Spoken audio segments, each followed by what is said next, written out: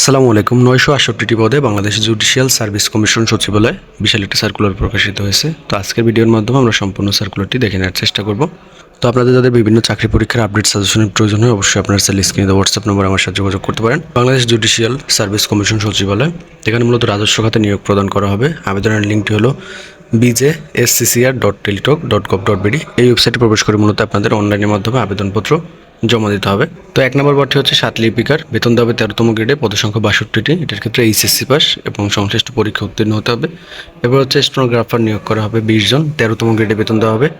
এটার ক্ষেত্রেও পদসংখ্যা 20টি। এটার ক্ষেত্রে ডিগ্রি পাস হতে হবে এবং পাশাপাশি সংশ্লিষ্ট পরীক্ষা উত্তীর্ণ হতে হবে।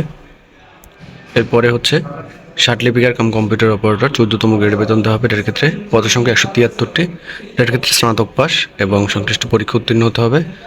স্টেনো টাইপিস্ট বা 60 মুদ্রাক্ষরিক কাম কম্পিউটার অপারেটর, বেতন দেওয়া হবে 14তম গ্রেডে, পদের সংখ্যা থাকবে 78টি। এটার ক্ষেত্রে শিক্ষাগত যোগ্যতা একই। এবার হচ্ছে বেঞ্চ সহকারী নিয়োগ করা হবে। এর ক্ষেত্রে পদের সংখ্যা 11টি। এইচএসসি পাস হলে এখানে আপনারা আবেদন করতে পারবেন।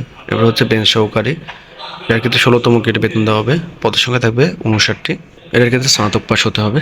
এরপরে হচ্ছে অফিস সহকারী কাম কম্পিউটার মুদ্রাক্ষরিক, এটার ক্ষেত্রে পদের সংখ্যা 12টি। এটার ক্ষেত্রে এইচএসসি পাস হতে হবে।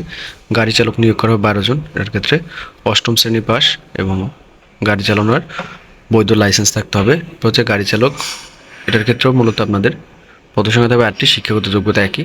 জারিকারক নিয়োগ করা হবে 130 জন, 19তম গ্রেডে বেতন দেওয়া হবে। এটার ক্ষেত্রে এসএসসি পাস। অফিস সহায়ক নিয়োগ করা হবে 299 জন, এটার ক্ষেত্রে এসএসসি পাস।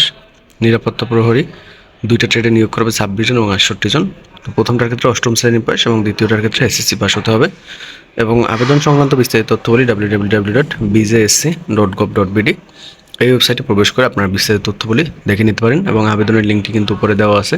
এই লিঙ্কে প্রবেশ করে মূলত আপনাদের অনলাইনের মাধ্যমে আবেদনপত্র জমা দিতে হবে।